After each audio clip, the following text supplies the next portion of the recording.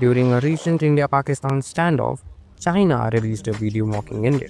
Not with tanks, not with speeches, but with turbans, classic kurtas, a parody straight out of a Punjabi wedding. Weird, right? But this isn't the first time. Back in 2020, during the Ladakh class, same pattern.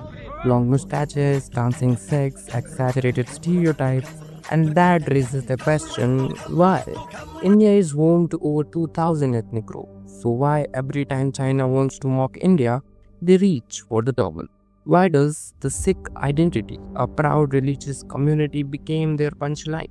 The answer is far deeper than satire, because beneath this modern meme lies an old scar of empire, a scar China still carries today. At first glance, it looks like a joke, a silly costume and outdated stereotype, but what if it's more than that? What if it's not just about mocking India, but about a memory China can't forget, even after 100 years? To understand this, we need to rewind history, because one community with turban and steel once became a symbol of power, fear, and control in a land that didn't rule but were made to police. In the early 1900s, China was a very different place. Its great cities like Shanghai and Hong Kong were carved apart by foreign powers. British, French, American, Japanese, they ruled, not by diplomacy but by force. And helping them keep that force were men in turbans, Sikh soldiers and policemen brought in from British India. Here's a real photo from the Boxer Rebellion 1900. 8 soldiers, 8 empires. Look closely. One of them wears turban. He's not Chinese, he's not British. He's Indian, a Sikh serving the British Empire. That year, over 8,000 Indian troops marched into Beijing. Many of them were Sikh. But this wasn't a one-off. In the year that followed, Sikh soldiers and policemen became a regular sight. In Shanghai, in Hong Kong, they weren't tourists, they weren't immigrants, they were imperial police. To many ordinary Chinese citizens, these tall, silent, turbaned men became the face of foreign power.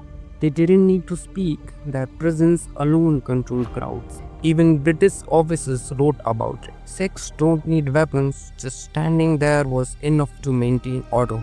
Now here where it gets strange. The British ruled India, but in China it often looked like the Indians, especially Sikhs, were in charge. Why? British saw Sikhs as strong, loyal and ideal for keeping order, so they gave them power as imperial police right in the heart of Chinese cities. By the early 1900s, 1/3 of Shanghai police force was Sikh. They weren't just walking the streets, they were directing traffic, guarding banks, breaking up riots, shutting down protests. Now imagine this, you're in your own country, but the man telling you what to do doesn't speak your language, doesn't share your culture, doesn't even look like you, and yet you must obey. To many Chinese citizens, these turbaned men became the face of foreign rule. They weren't white like the British, but they carried the British authority.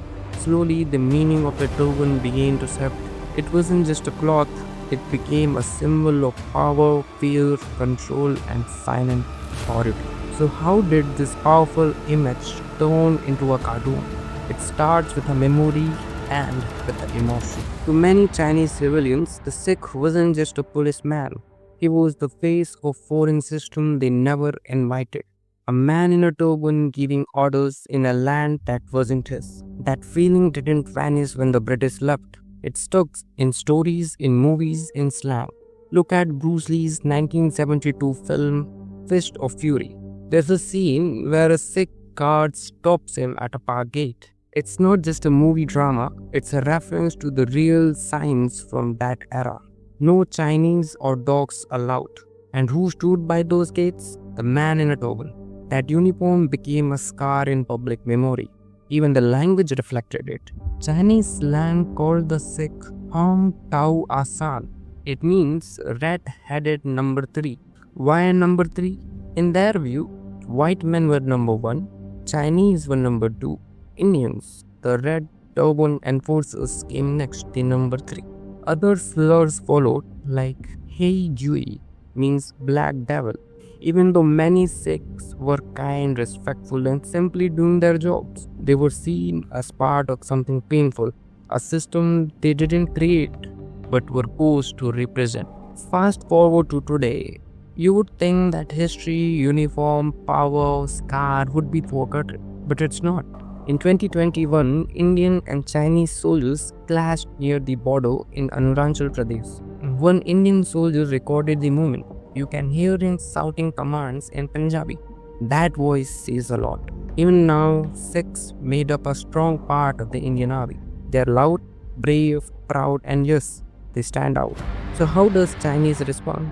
In Ladakh, Chinese troops began blasting Punjabi music from loudspeakers, weaponizing sound, turning identity into noise. And when Chinese media wants to mock India today, they return to the same image, a man in a turban dancing loud, flashy, and funny.